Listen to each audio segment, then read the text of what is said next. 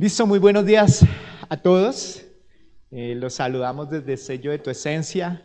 Saludamos a todos nuestros hermanos en otras naciones o personas que no pudieron hoy estar en su iglesia. Y espero que esta palabra hoy ministre sus vidas.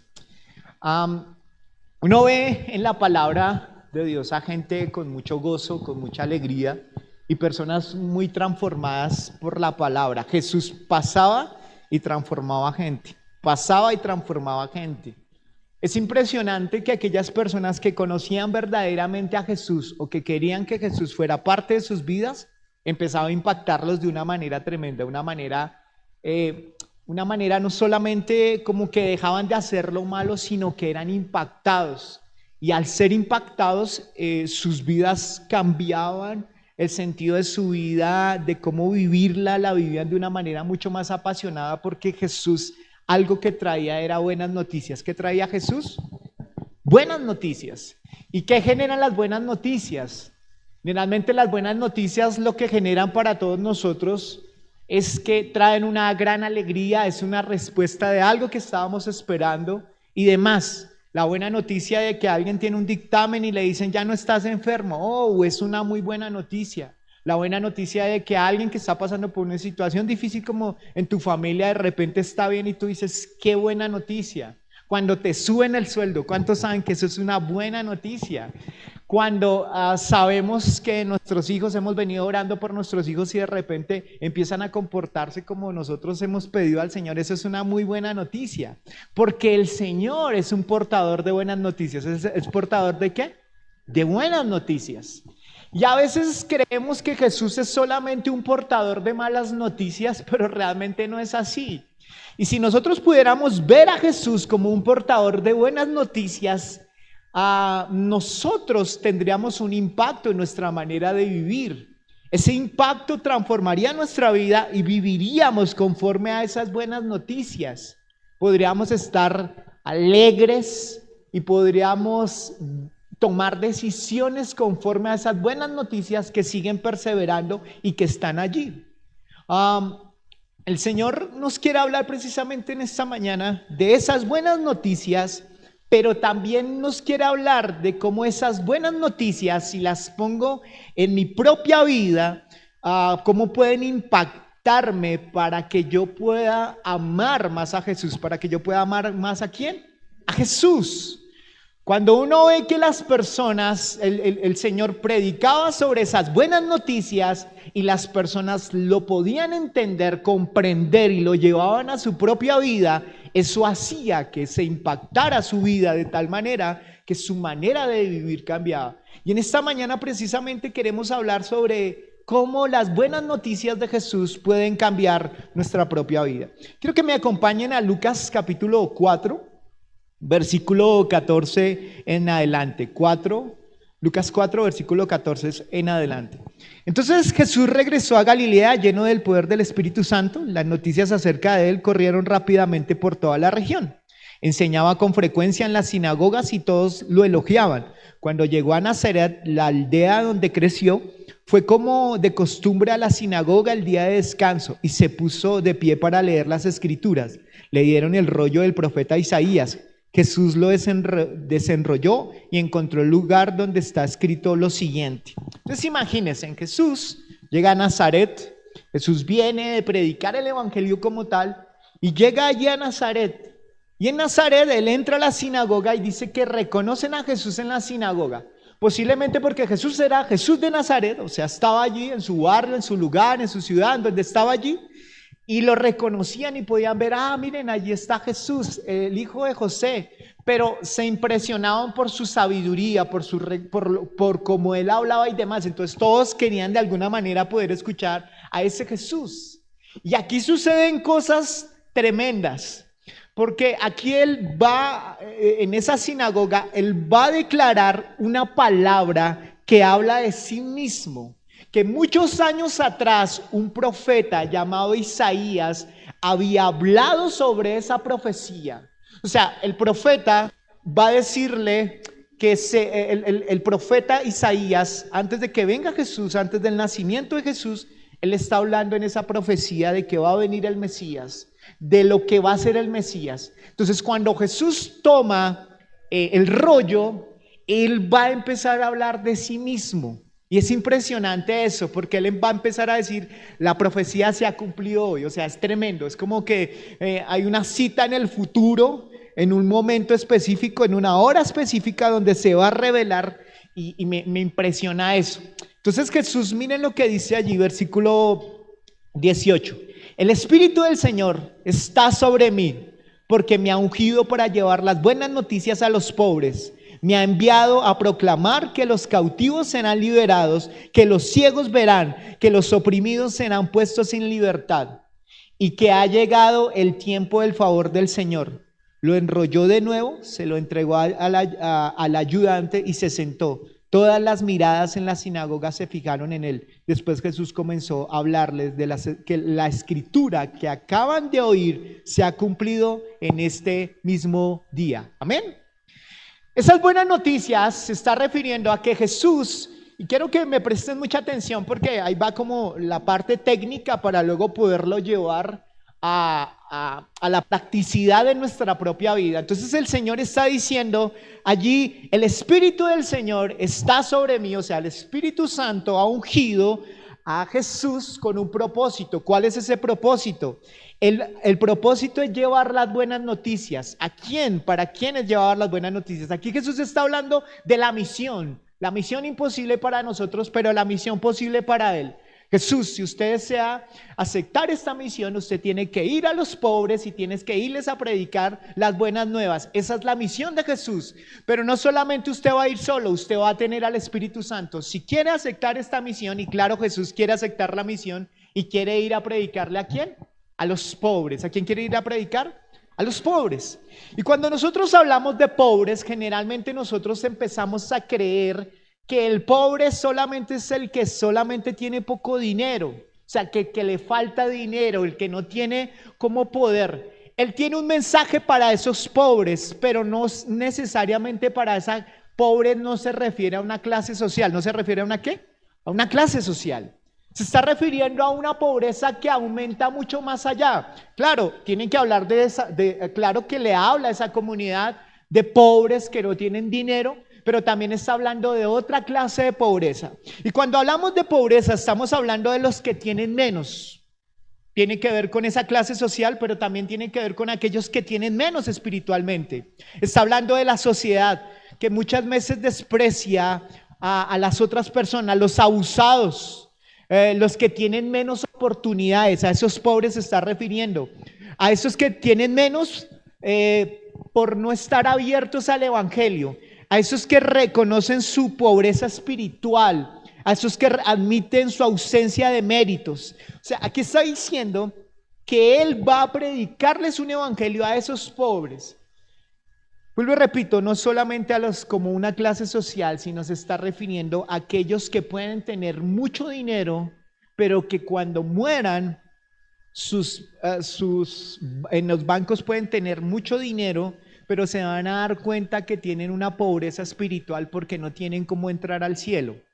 O sea que les está diciendo, el Señor va a los pobres, aquellos que no tienen méritos, aquellos que la sociedad los ha hecho a un lado, pero aquellos que entienden que su pobreza espiritual es profunda, que no tienen cómo responder a la vida, que hay una ausencia completamente de méritos, porque el pobre reconoce espiritualmente, cuando es pobre, espiritualmente reconoce, yo estoy mal, hay una pobreza espiritual en mí, no puedo cambiar absolutamente nada, soy tan pobre que no puedo alcanzar el cielo, no puedo hacer absolutamente nada para eso. O sea, él se da cuenta de que tiene una deuda. ¿Cuál deuda? Una deuda impagable con Dios. Una deuda impagable con Dios porque no tiene cómo poder pagar para que su vida espiritual cambie. Ese reconoce que necesita a Dios. O sea, está diciendo, ese pobre en espíritu son aquellos que están lejos de Dios, que saben que sus méritos no les sirven para nada, que no pueden cambiar por sí mismos, que necesitan una ayuda de su Mesías.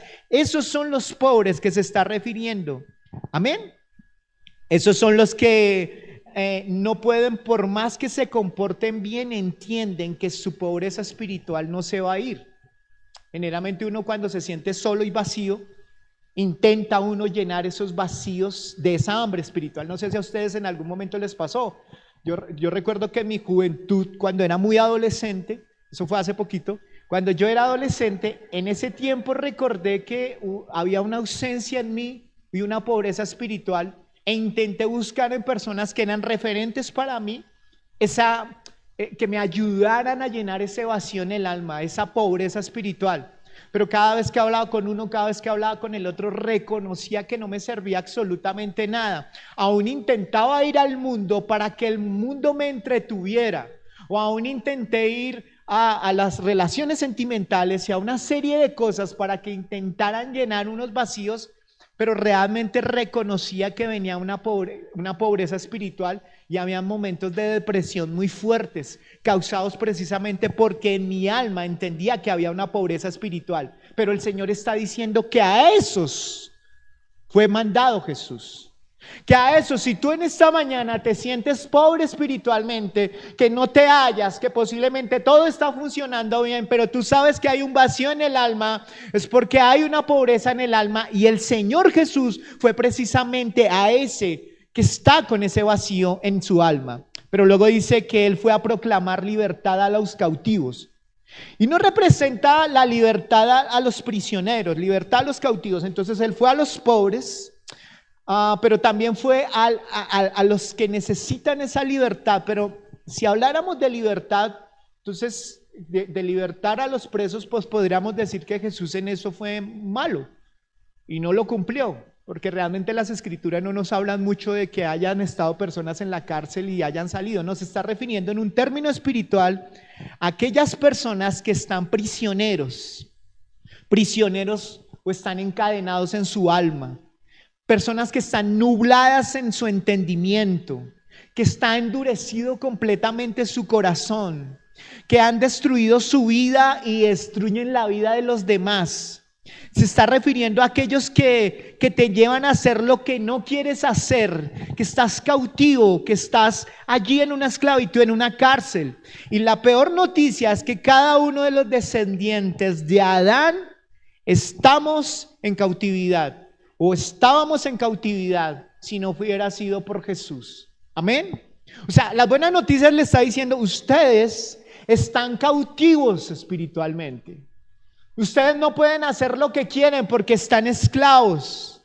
Ustedes tienen encadenada su alma, tienen encadenadas sus decisiones, están encadenados.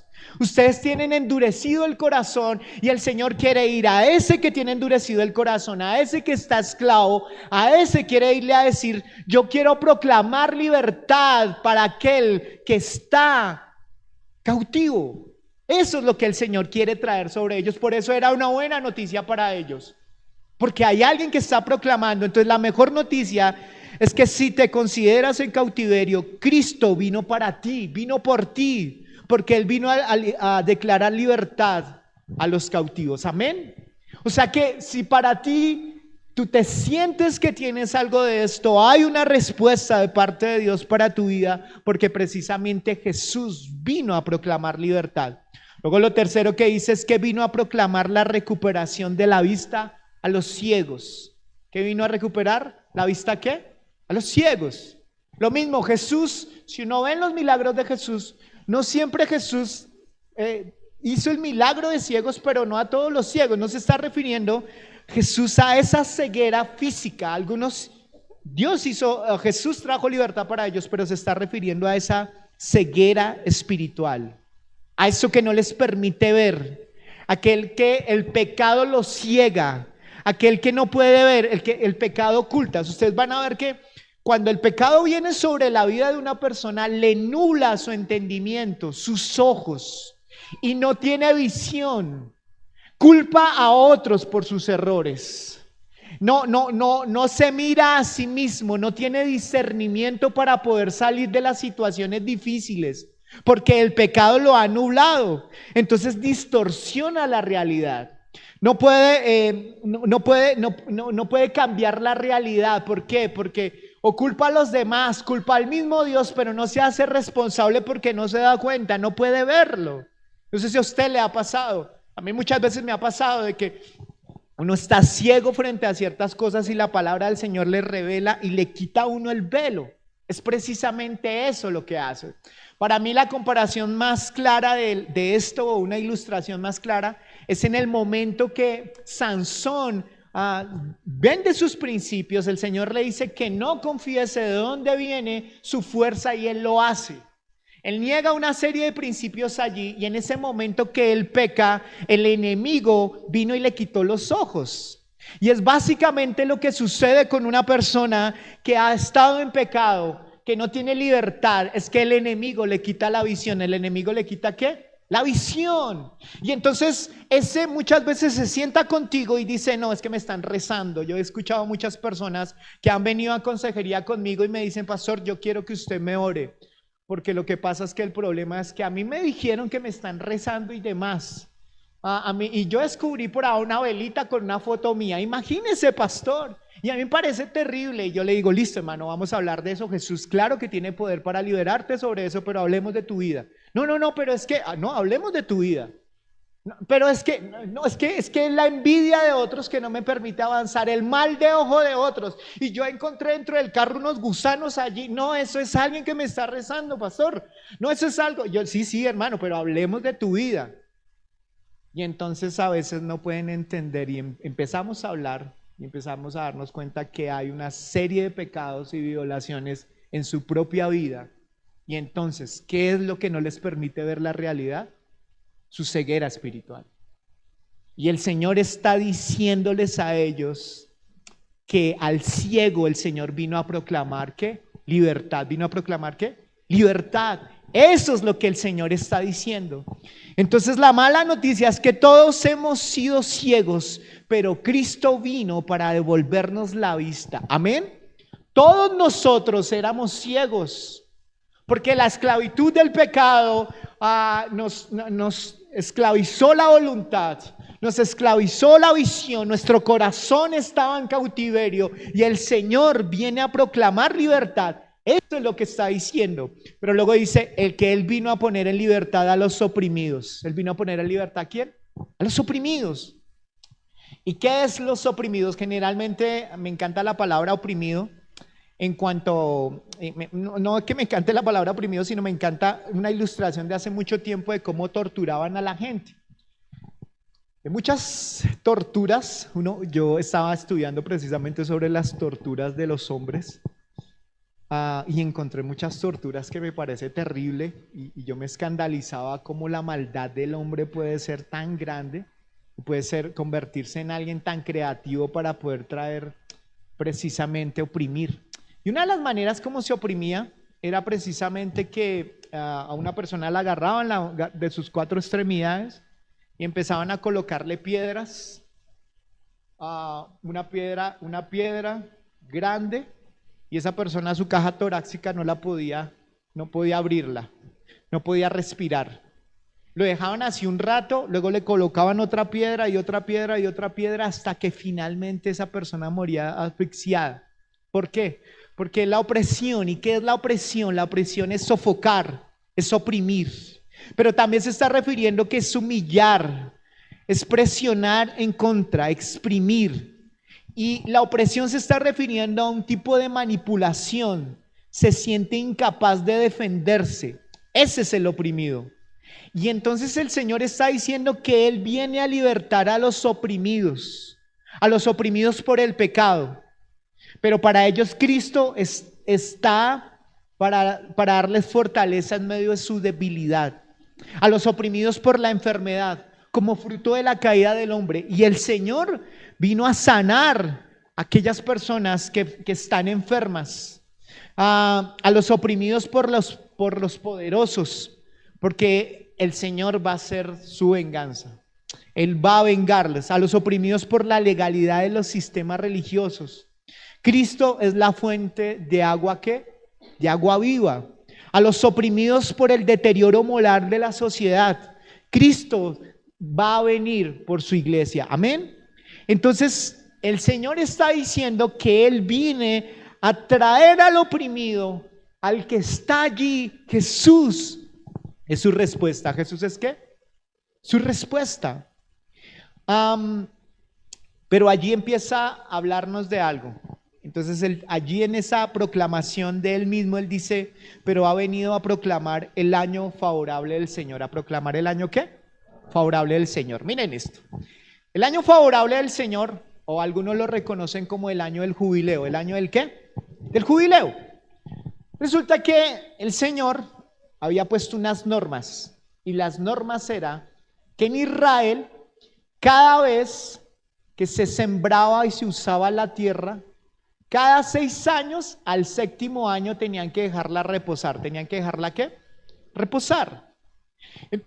Y el Señor lo que hacía era que ese año era como tal el año donde el Señor en el 6º año les iba a dar con abundancia. ¿Para qué? Para poderse sostener en el año 7º, y el año 7º no tenían que usar la tierra para que la tierra se volviera a coger su fuerza y demás, entonces la dejaban un año más. Y entonces el Señor lo sustentaba en el 6º año, en el 7º también, pero aún en el 8º porque necesitaban recuperar sus cosechas. Amén.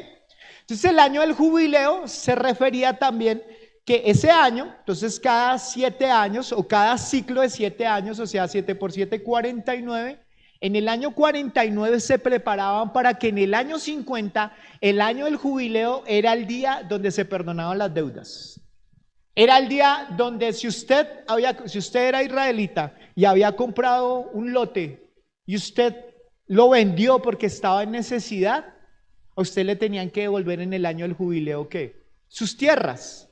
O sea, era un año donde todos esperaban ese año de jubileo porque era el año donde se pagaban las deudas, era el año donde el esclavo, si había algún esclavo como tal, ese esclavo o un israelita se daba cuenta que no podía pagar sus deudas, entonces él se iba a esclavizar, pero no se podía esclavizar por la ley, él se tenía que convertir en un siervo, se tenía que convertir en alguien que trabajaba, pero le tenían que darle un sueldo, pero muy corto. En el año del jubileo no importaba la deuda, no importaba cuánto debieras. Los terrenos no se podían dar a perpetuidad, o sea, usted vendía la finca, pero usted se la tenían que devolver en los años de jubileo. O sea, el año de jubileo era recuperar lo perdido, en el año del jubileo se perdonaban las deudas, en el año de jubileo se dejaba de ser esclavo. Amén. El Señor está diciendo eso. Eso es lo que representa el Señor para la iglesia. El año de jubileo es el tiempo donde recuperamos lo perdido. O sea, el Señor está diciendo, yo vine a proclamar, pero yo vine a recuperar el tiempo perdido para que ustedes lo recuperen. Yo he venido para darles gozo, ¿para darles qué? Gozo. El gozo que perdieron, dice el Señor. Pero también yo les vine a dar esperanza, porque las personas habían perdido la esperanza. Pero Él dice, yo soy las buenas nuevas, yo soy el año del jubileo y les estoy diciendo que hay esperanza para sus vidas. Es lo que está diciendo el Señor. Y dice, yo les voy a volver a dar oportunidades porque es el tiempo para las buenas oportunidades. Amén. Eso es lo que está proclamando el Señor. O sea, el Señor está diciendo, he venido a proclamar. Ese año de jubileo, quiero que entiendan esto, es un año o es un tiempo, dígale al que está a su lado, es un tiempo. Es un tiempo de gracia, pero se va a acabar ese tiempo. Cuando Jesús está proclamando que llegó el año del Señor, o el tiempo del Señor más bien, es que el Señor está diciendo proféticamente que este tiempo se va a acabar. O sea, el tiempo para que tú te arrepientas y te vuelvas al Señor. El tiempo donde la gracia será quitada.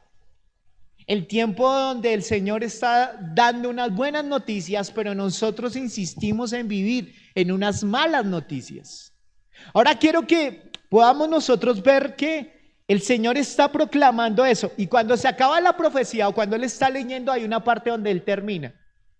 Y Él antes de terminar, esta profecía se ha cumplido, pero el versículo que seguía era que venía el día de la venganza del Señor. ¿Venía el día de la venganza de qué? Pero Él no la dijo. ¿Sabe por qué no la dijo? porque no era el momento para el día de la venganza del Señor. O sea, está proclamando que el Señor Jesús va a venir por su iglesia y va a traer una venganza contra todos aquellos que se levantaron en contra de su nombre. Amén.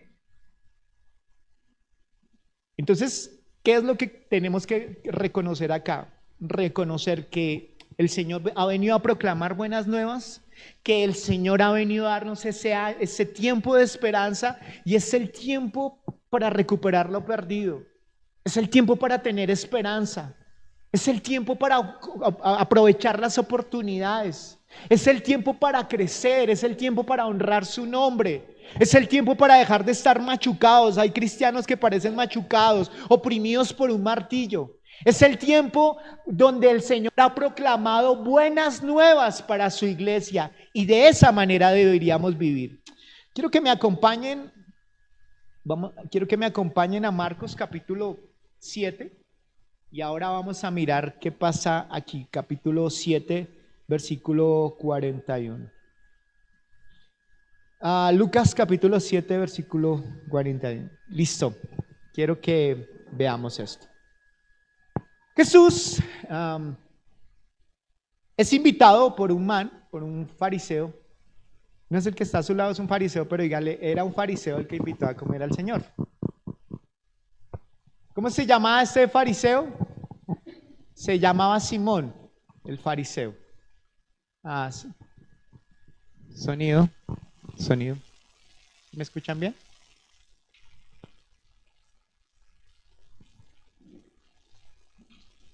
Simón, el fariseo, Simón, invita al Señor.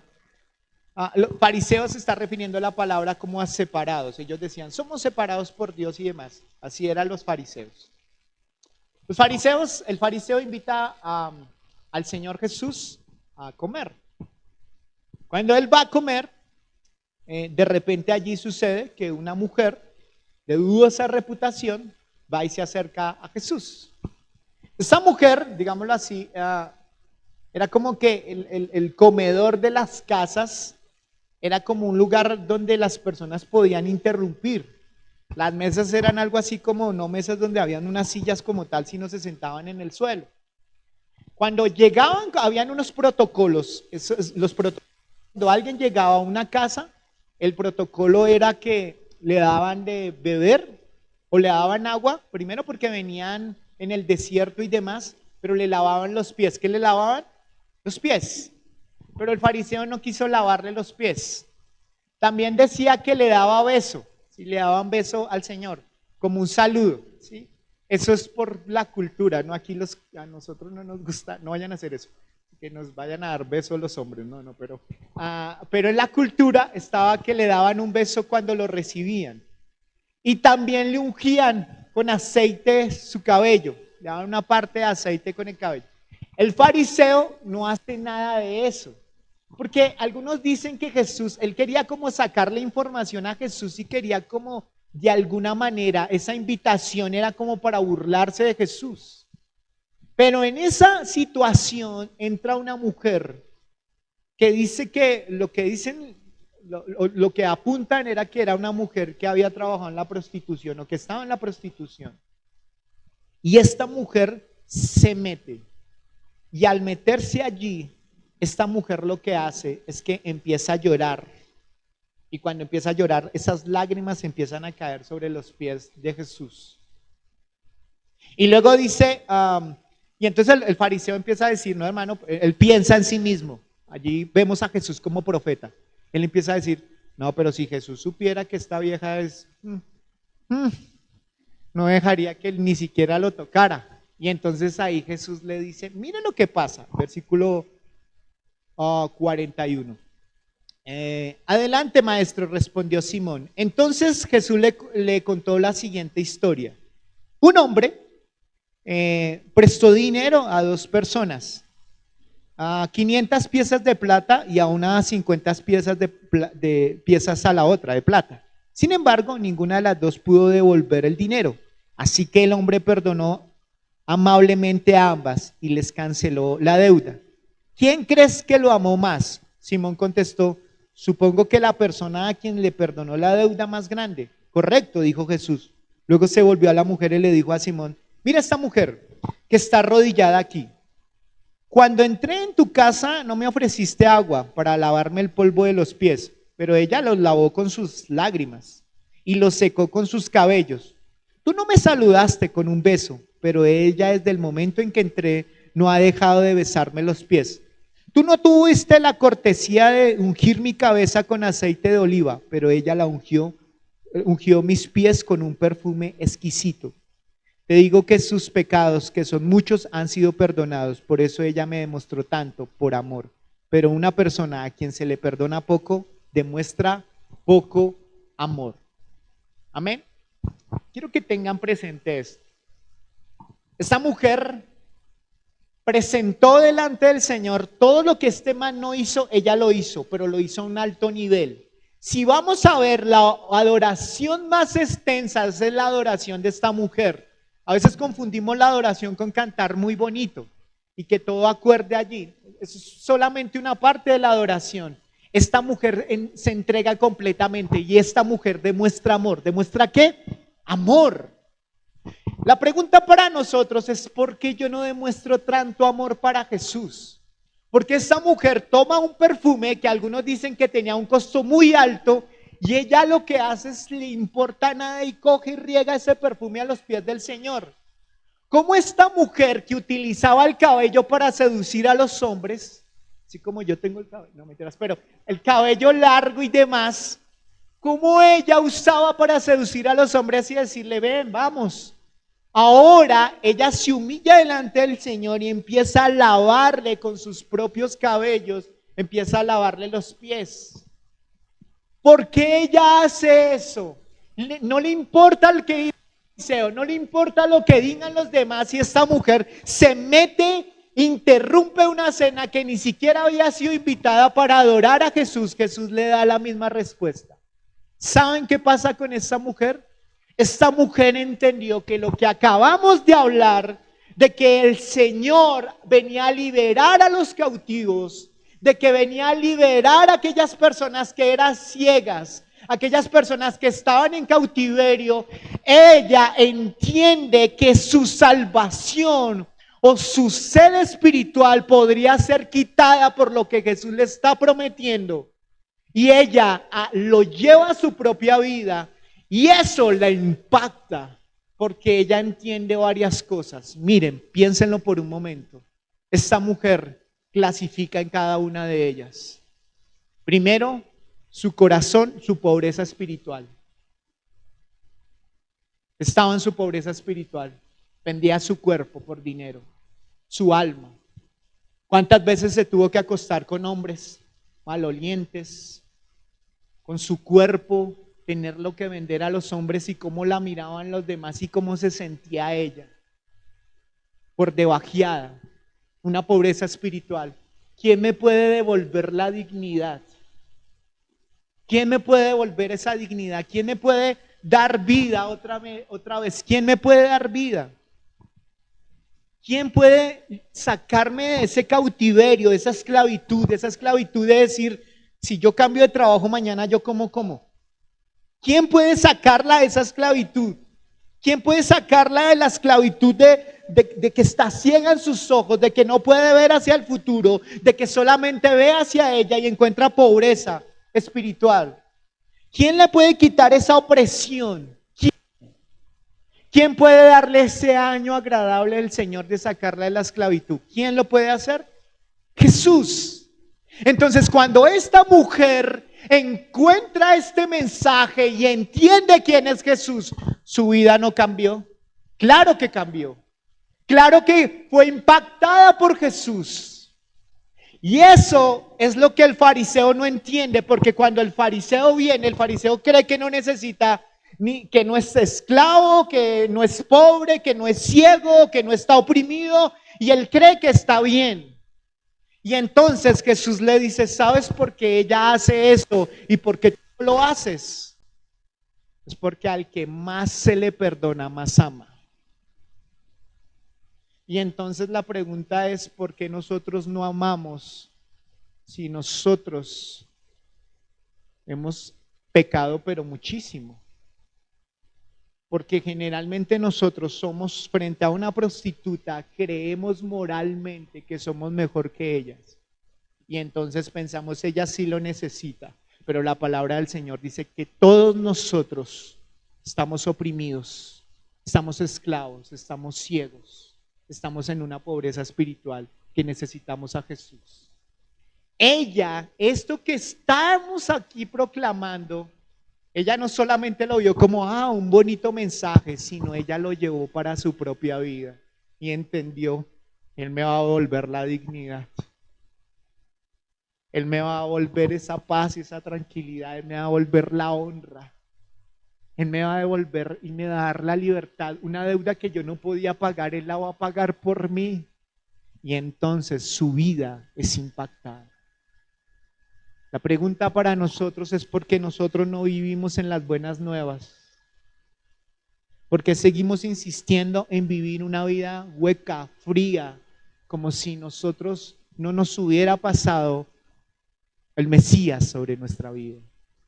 Porque no vivimos bajo esa profundidad del amor hacia Jesús. Porque no entendemos que hemos sido liberados. Hemos sido liberados de la opresión de. Y necesitamos, la palabra del Señor decía, Pablo tenía que enseñarle a las iglesias nuevamente la salvación. Es que usted no merecía. Miren, una cosa es misericordia y otra es la gracia de Dios. Ella encuentra las dos cosas. Primero misericordia, porque el pecador, misericordia se está refiriendo a que yo a ti no te doy lo que a ti te corresponde. O sea, la misericordia es que yo debería, usted hizo un crimen y ese crimen el juez determina, hermano, no va a pagar su deuda. Eso se llama ¿qué? Misericordia. ¿Era justo? No es justo. Pero misericordia es darle una oportunidad y decirle, listo, yo te doy misericordia. Pero luego a ese mismo hombre el rey lo coge y le dice, ¿sabes una cosa? Además de misericordia, o el juez le dice, además de misericordia, yo lo que voy a hacer es que me lo voy a llevar a vivir conmigo. ¿Cómo es eso? O sea, alcanzo misericordia, pero ahora la gracia tuya me da un estatus que yo no merecía. Yo siempre he hablado de esto que me impresiona, es una obra de teatro que me encantaría que pudiéramos hacerlo como iglesia y tiene que ver con Los Miserables. Precisamente Los Miserables hablan de un hombre que un día, una especie de caballero como tal, muy refinado como tal, se encuentra un mendigo en la calle. Se lleva a este mendigo a vivir en la calle, de la calle a su casa, y empieza a darle lo mejor. Un día este hombre, golpean a la madrugada, un policía, y dice, encontré saliendo de su casa a este hombre con todas las joyas y con toda toda la loza y demás fina que ustedes tienen, los candelabros y demás, se los estaba llevando. Este hombre merece la cárcel. Y este hombre lo mira a los ojos y le dice, no, yo se los regalé. El criminal al ver eso dice, ¿cómo es posible que este man me perdone a mí por algo que yo hice? Y ahora el man no solamente termina con eso, le dice, no se preocupe por eso, déjemelo. Y él le dice, tranquilo, venga hermano, y ahora usted va a vivir conmigo. Eso es gracia. ¿Eso es qué? Gracia. Misericordia es haberle perdonado por lo que era justo, que tenía que ir a pagar por haberse robado eso. Eso es misericordia. Pero gracia es que le está dando un lugar. Esta prostituta o ex prostituta recibió misericordia, pero también gracia. Porque ahora además de ser perdonada, ahora iba a ser llamada hija de Dios. ¿Cómo la ven? Y nosotros no entendemos ese privilegio que tenemos. No entendemos que nuestra deuda era impagable, que no podíamos hacer nada por más que hiciéramos méritos. Algunos cuando hablan de la teología de que nuestras obras eran como un trapo de inmundicia, algunos dicen que trapos de inmundicia era como que todo lo bueno que yo hacía era inmundo a la larga. Y alguien dice que trapos de inmundicia porque confundían o decían que las mujeres no tenían toallas higiénicas, sino que tenían trapos, donde eran trapos donde la regla menstrual y demás utilizaban esos trapos. Entonces hacen una comparación para decir sus mejores obras comparadas con ese trapo son comparadas delante de Dios como trapos de inmundicia. Entonces esa persona empieza a reconocer, wow, yo no puedo pagar por mi pobreza espiritual. Y esta mujer reconoce que Jesús era su oportunidad, que Jesús le daba libertad, le daba honra, le devolvía el nombre, la santificaba, la limpiaba. Y cuando ella pudo reconocer esa verdad en su corazón, no le quedó más que postrarse delante del Señor. Y si la pregunta en esta mañana es porque no tenemos una adoración plena y un amor tan fuerte, es porque no reconocemos lo que Jesús ha hecho por nosotros. E insistimos en vivir como si no tuviéramos un Salvador, como si no estuviéramos viviendo en el año del jubileo. Y realmente veo cristianos pisoteados, cristianos que las situaciones los sobrepasan por encima, cristianos que se sienten culpables, imagínense. O sea, yo entiendo que podemos embarrarla, pero el Señor a través de su gracia nos sostiene. Y entonces no aprovechamos esas buenas nuevas porque no las reconocemos y posiblemente las repetimos una y otra vez. Yo les he hablado de ese accidente que también sucedió aquí en Colombia. Un accidente donde hay un accidente aéreo, todos se matan ahí en ese accidente, encuentran a una niña y de repente pensaron que era de allí del pueblo donde cayó y la niña venía en el avión. ¿Y quién recibió todo el impacto? Su mamá. Y al recibir el impacto, ella pudo sobrevivir. Y a veces no nos damos cuenta, tuvieron que contarle y darle psicólogo y demás a la niña, precisamente para que aprendiera a vivir, que su mamá dio su vida por ella. Nosotros necesitamos entender que lo que Jesús hizo por nosotros no es una estupidez, no es una tontería, es algo muy, pero muy importante. Lo más importante para ti y para mí es lo que Jesús hizo en la cruz. La entrega que Jesús hizo por nosotros, al entregar su vida por nosotros. Y esta mujer, al ver eso y aún no había muerto Jesús, imagínense, cuando ella luego pudo ver a Jesús y completaba completamente su gozo. ¿Por qué? Porque aquí no había muerto Jesús. Pero luego dice que esta mujer pudieron ver luego a Jesús resucitado. Imagínense, no tenía la revelación completa y nosotros la tenemos allí.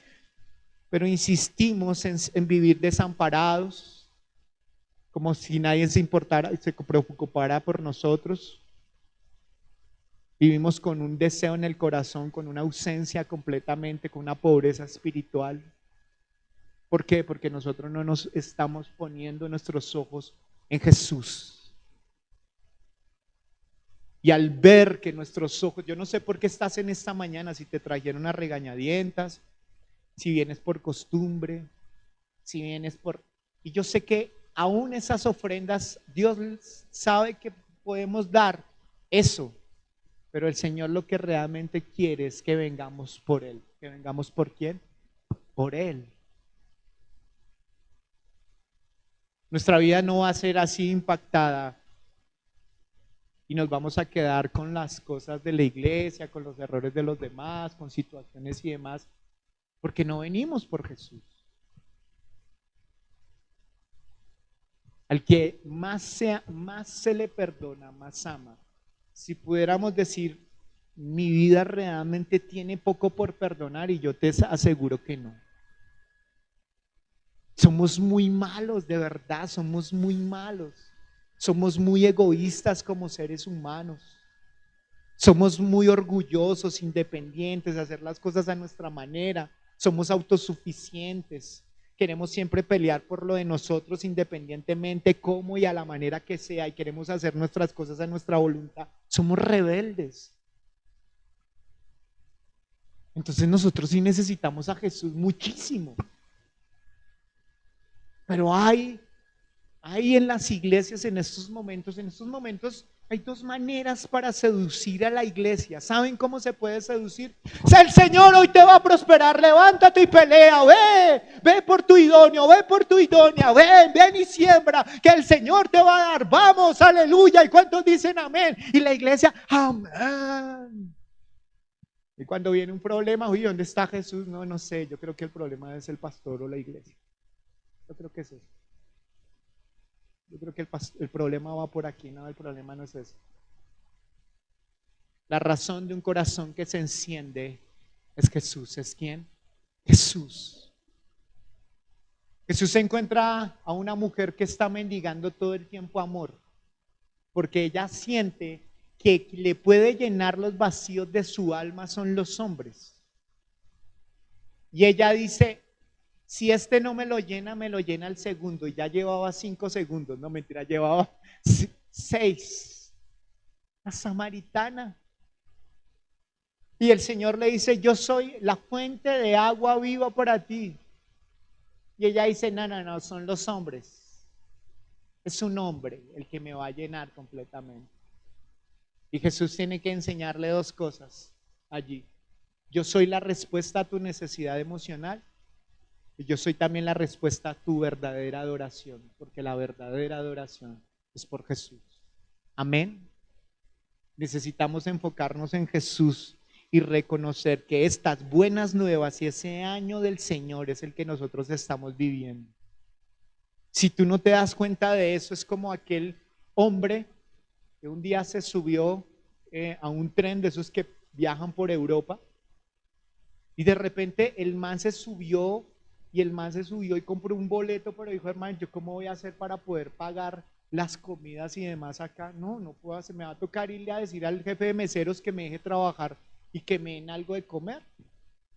Y el man ya casi completando el viaje habló con el hombre y demás y le dice, hermano, pero es que usted no tiene que hacer ningún tipo de esfuerzo, porque con el tiquete que usted tiene asegurada el desayuno, el almuerzo, la comida y las onces. Y yo creo que así pasa como cristianos, estamos en unas luchas absurdas como si no tuviéramos un Salvador. Unas luchas absurdas como si no tuviéramos una respuesta de parte de Jesús para todo lo que estamos nosotros viviendo. Está la respuesta en Jesús. Todo el mundo quiere traer las respuestas para tus necesidades espirituales. ¿No abundan los libros de superación personal? ¿No abunda el mundo en estos momentos dándote respuestas de cómo vivir y de qué hacer? Pero el pueblo cristiano abandona a su Jesús, abandona a su Mesías porque piensas que en otros hay la respuesta, pero en el que realmente hay la respuesta es en Él. Amén. Y que nos pongamos en pie y vamos a ver.